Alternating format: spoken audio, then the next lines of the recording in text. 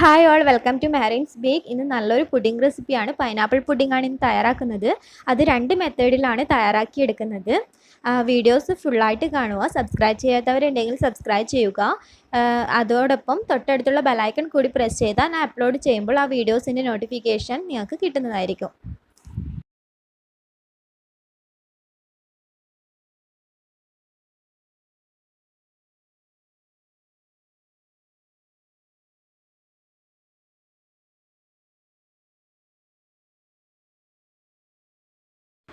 പുഡിങ്ങിന് ആവശ്യമായിട്ടുള്ള 1.5 cup പൈനാപ്പിളും 1 cup പഞ്ചസാരയും എടുത്തിട്ടുണ്ട്. ഇത് ഞാൻ നേരത്തെ പറഞ്ഞതുപോലെ രണ്ട് മെത്തേഡിന് ആവശ്യമായിട്ടുള്ള സാധനങ്ങളാണ് എടുത്തിട്ടുള്ളത്. അപ്പോൾ നിങ്ങൾ ഏതാണോ ചെയ്യുന്നത് അപ്പോൾ നിങ്ങൾക്ക് ആവശ്യമായിട്ടുള്ള ആ ഒരു അളവിലെടുക്കുക. ഞാൻ ഇവിടെ ഒരു പാനിലേക്ക് ഈ പൈനാപ്പിളും പഞ്ചസാരയും ഇട്ട് കൊടുത്തിട്ടുണ്ട്. പിന്നെ ഒരു കാര്യം ശ്രദ്ധിക്കേണ്ടത്, ഹൈ ഫ്ലെയിമിൽ ഇത് കുറുക്കിയെടുക്കരുത്. കാരണം പഞ്ചസാര പെട്ടെന്ന് അത് കരിഞ്ഞു പോകും. കാരണം ഇതിൽ എക്സ്ട്രാ വെള്ളമൊന്നും ചേർക്കാതെയാണ് കുറുക്കിയെടുക്കുന്നത്. ഈ പഞ്ചസാര അലിഞ്ഞ് വരുമ്പോൾ ആ ഒരു സിറപ്പിൽ വേണം ഈ പൈനാപ്പിൾ ഒന്ന് കുറുകിയെടുക്കാൻ വേണ്ടിയിട്ട്. ഇതൊന്ന് ചൂടായിട്ട് ഈ സിറപ്പ് ഒന്ന് വരുന്നവരെ ഒന്ന് വെയിറ്റ് ചെയ്യാം.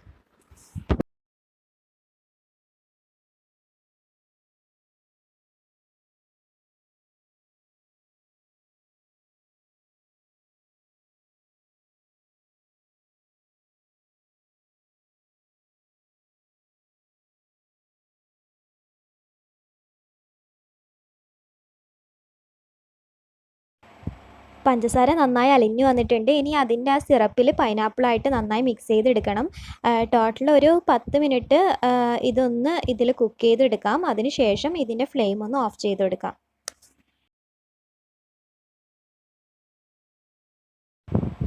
അടുത്തത് കസ്റ്റാർഡ് മിൽക്ക് തയ്യാറാക്കിയെടുക്കാം. ഞാൻ ഇവിടെ 600 മില്ലി പാലെടുത്തിട്ടുണ്ട്. ഇതൊന്ന് ബോയിൽ ചെയ്തെടുക്കാം. അതിന് മുൻപ് കുറച്ച് കസ്റ്റാർഡ് മിക്സ് ചെയ്തിട്ട് ഇതിലേക്ക് ഒഴിച്ചെടുക്കണം. ഞാൻ ഇവിടെ 1 ടേബിൾ സ്പൂൺ കസ്റ്റാർഡ് എടുത്തിട്ടുണ്ട്. 1 ടേബിൾ സ്പൂണോ 2 ടീസ്പൂണോ എടുത്താൽ മതി. അതിൽ കൂടുതൽ എടുക്കേണ്ട, ഒരുപാട് അങ്ങ് കട്ടിയായി പോകരുത്. അതുകൊണ്ട് 1 ടേബിൾ സ്പൂൺ കസ്റ്റാർഡിൽ ഇപ്പോൾ ചൂടാക്കാൻ വെച്ച പാലിൽ നിന്ന് കുറച്ച് പാലൊഴിച്ചിട്ട് ഒന്ന് മിക്സ് ചെയ്തെടുക്കാം. ഇത് നന്നായി മിക്സ് ചെയ്തതിന് ശേഷം ഈ കസ്റ്റാർഡ് ഈ പാലിലേക്ക് ഒഴിച്ചിട്ട് ഒന്ന് ചൂടാക്കി എടുക്കണം. അടുത്തത് ഇതിലേക്ക് ആഡ് ചെയ്ത് കൊടുക്കുന്നത് 6 ടേബിൾ സ്പൂൺ പഞ്ചസാരയാണ്. പഞ്ചസാരയുടെ അളവ് നിങ്ങൾക്ക് അഡ്ജസ്റ്റ് ചെയ്ത് കൊടുക്കാം. പിന്നെ ഞാൻ ഇവിടെ 600 മില്ലി പാലിന് 6 ടേബിൾ സ്പൂൺ പഞ്ചസാരയാണ് ആഡ് ചെയ്ത് കൊടുക്കുന്നത്. പിന്നെ ഇത് ആഡ് ചെയ്തതിന് ശേഷം കൈയെടുക്കാതെ തന്നെ മിക്സ് ചെയ്ത് കൊടുക്കുക. കാരണം കസ്റ്റാർഡ് പൗഡർ ചേർത്തത് കൊണ്ട് അടിയിൽ പിടിക്കാനുള്ള ചാൻസ് കൂടുതലാണ്. പിന്നെ നേരത്തെ പറഞ്ഞതുപോലെ അധികം കട്ടിയുള്ള കസ്റ്റാർഡ് അല്ല നമ്മൾ തയ്യാറാക്കി എടുക്കുന്നത്. ഇനി ഇതൊരു ലോ ഫ്ലെയിമിൽ ഒന്ന് ബോയിൽ ചെയ്തെടുക്കാം. അതിനുശേഷം ഒന്ന് ചൂടായി വരുമ്പോൾ ഈ ഫ്ലെയിം ഒന്ന് ഓഫ് ചെയ്യാം. കസ്റ്റാർഡ് മിൽക്ക് പതഞ്ഞ് വരുന്നുണ്ട്. ഇനി അധിക നേരം വെച്ചാൽ ഇതിൻ്റെ അടിയിലൊക്കെ പിടിച്ചു പോകും. അതുകൊണ്ട് ഈ ഫ്ലെയിം ഒന്ന് ഓഫ് ചെയ്തെടുക്കാം. അടുത്തത് വിപ്പിംഗ് ക്രീം തയ്യാറാക്കിയെടുക്കാം. ഞാൻ ഇവിടെ ഫിയോണയുടെ വിപ്പിംഗ് ക്രീമാണ് എടുത്തത്. 1.25 കപ്പ് ക്രീം എടുത്തിട്ടുണ്ട്. ഇത് നല്ലോണം ഒന്ന് ബീറ്റ് ചെയ്തെടുക്കണം. ബീറ്റ് ചെയ്യുമ്പോൾ ഷുഗറോ വാനില എസൻസോ ഒന്നും ആഡ് ചെയ്യുന്നില്ല. ക്രീം മാത്രം ഒന്ന് ബീറ്റ് ചെയ്തെടുത്താൽ മതി.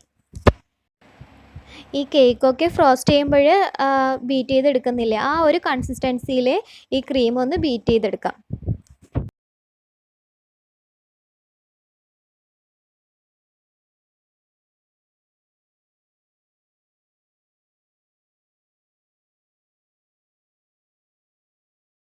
പുഡിങ് സെറ്റ് ചെയ്യേണ്ട ട്രേ ആണ് ഇത്. പിന്നെ വേണ്ടത് വാനില സ്പോഞ്ച് കേക്കാണ്. സ്പോഞ്ച് കേക്ക് ഉണ്ടാക്കുന്ന വീഡിയോ ഇതിന് മുൻപ് ഇട്ടിരുന്നു. അതിൻ്റെ ലിങ്ക് ഞാൻ താഴെ കൊടുക്കാം. കാണാത്തവരുണ്ടെങ്കിൽ ഒന്ന് കണ്ടു നോക്കുക. ഇനി നമുക്ക് പുഡിങ് ഒന്ന് സെറ്റ് ചെയ്തെടുക്കാം.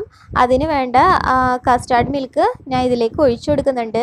ശരിക്കും ആ സ്പോഞ്ച് കേക്ക് ഇതിലേക്ക് മുക്കിയെടുത്തിട്ട് വേണം ട്രേയിലേക്ക് വെച്ച് കൊടുക്കാം. പക്ഷേ ഇത് കുറച്ച് ചൂടുള്ള കസ്റ്റാർഡ് ആയതുകൊണ്ട് സ്പോഞ്ച് കേക്ക് മുക്കിയെടുക്കുമ്പോൾ പൊട്ടിപ്പോകും. അതുകൊണ്ട് അങ്ങനെ ചെയ്യുന്നില്ല. ഇതൊന്ന് കുറച്ച് ചൂടാറിയതിന് ശേഷം ചെയ്യുന്നുണ്ടെങ്കിൽ ഇതിലേക്ക് മുക്കിയെടുത്തിട്ട് വെച്ചെടുത്താൽ മതി. ഇപ്പം ഞാൻ ഇത് പകുതി മുങ്ങുന്ന വിധത്തിൽ വെച്ചുകൊടുത്തിട്ടുണ്ട്. ഇനി ഇതിൻ്റെ മുകളിൽ ഫുള്ളായിട്ട് കേക്ക് വെച്ചതിന് ശേഷം ഈ കസ്റ്റാർഡ് മിൽക്ക് ഇതിൻ്റെ മുകളിലൊന്ന് ഒഴിച്ചു കൊടുക്കാം.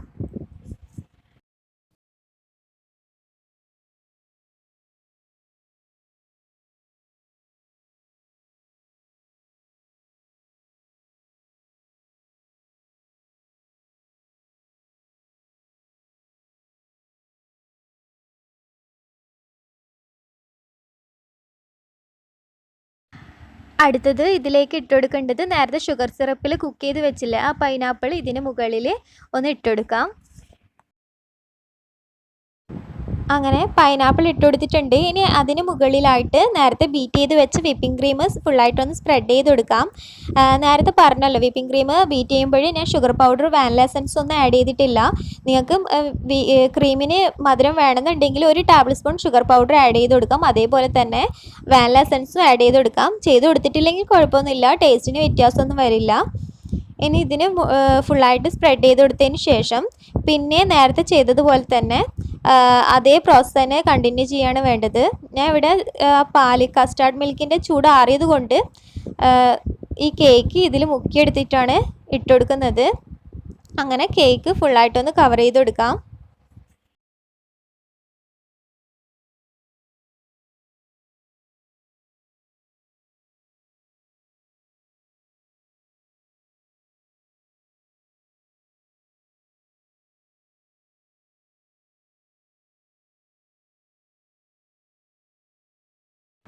അങ്ങനെ കേക്ക് ഫുള്ളായിട്ട് കവർ ചെയ്ത് കൊടുത്തു. ഇനി കേക്കിന് മുകളിൽ വെച്ച് കൊടുക്കുന്നത് നേരത്തെ ചെയ്തതുപോലെ തന്നെ പൈനാപ്പിളാണ്. അതുകൂടി ഒന്ന് ഇട്ട് കൊടുക്കാം. പിന്നെ പൈനാപ്പിളിൻ്റെ മുകളിൽ ഇട്ട് കൊടുക്കേണ്ടത് ഞാൻ ഇവിടെ കുറച്ച് ബദാമും പിസ്തയും എടുത്തിട്ടുണ്ട്, ചെറിയ പീസാക്കി എടുത്തതാണ്. അത് ഇതിന് മുകളിൽ ഒന്ന് ഇട്ട് കൊടുത്തതിന് ശേഷം വീണ്ടും വിപ്പിംഗ് ക്രീം വെച്ചിട്ട് കവർ ചെയ്യാം.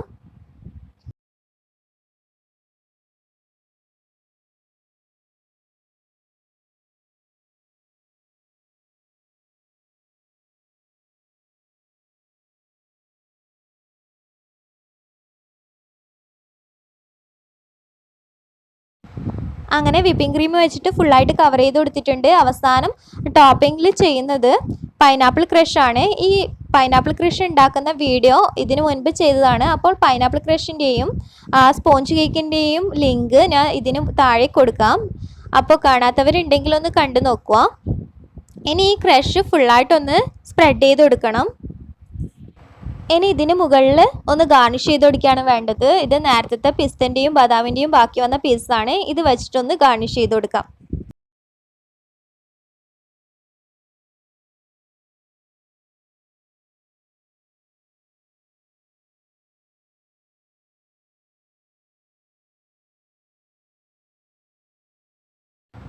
അങ്ങനെ നമ്മുടെ പുഡിങ്ങിൻ്റെ ഫസ്റ്റ് മെത്തേഡ് കംപ്ലീറ്റ് ആയിട്ടുണ്ട്. ഇനി സെക്കൻഡ് മെത്തേഡാണ്. അതെങ്ങനെയാണ് ചെയ്തെടുക്കാമെന്ന് നോക്കാം. പുഡിങ് സെറ്റ് ചെയ്തെടുക്കാൻ വേണ്ടിയിട്ട് ഇതുപോലൊരു മോൾഡാണ് എടുത്തത്. പിന്നെ കുറച്ച് ബ്രെഡും എടുത്തിട്ടുണ്ട്. അതിൻ്റെ സൈഡൊക്കെ കട്ട് ചെയ്തെടുത്തതാണ്. ഈ സ്പോഞ്ച് കേക്ക് ഉണ്ടാക്കാൻ മടി തോന്നുന്നുണ്ടെങ്കിൽ ഈ ഒരു മെത്തേഡിൽ ഈ പുഡിങ് തയ്യാറാക്കി എടുക്കാം. ഇനി ഈ കസ്റ്റാർഡിലേക്ക് ഈ ബ്രെഡ് മുക്കിയെടുത്തിട്ട് ഈ മോൾഡിലേക്ക് വെച്ച് കൊടുക്കാം. നേരത്തെ ബാക്കി വന്ന കസ്റ്റാർഡ് തന്നെയാണ്, അതേപോലെ നേരത്തെ ബാക്കി വന്ന ആ പൈനാപ്പിൾ തന്നെയാണ് ഈ പുഡിങ്ങിന് എടുക്കുന്നത്. ഇനി ഈ മോൾഡൊന്ന് ഫുള്ളായിട്ടൊന്ന് ഈ ബ്രെഡ് വെച്ചിട്ട് കവർ ചെയ്ത് കൊടുക്കാം.